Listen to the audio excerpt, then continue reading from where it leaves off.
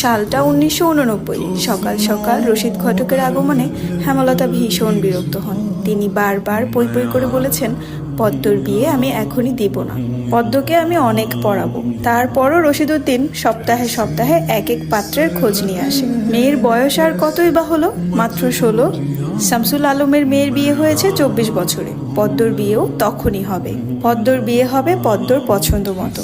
হেমলতা রশিদউদ্দিনকে দেখেও না দেখার ভান ধরলেন। রশিদ একদলা থুতু ফেললেন উঠোনে। তারপর হেমলতার উদ্দেশ্যে বললেন, বুঝছো পদ্মের মা, এইবার যে পাত্র আনছি একবারে খাঁটি হীরা।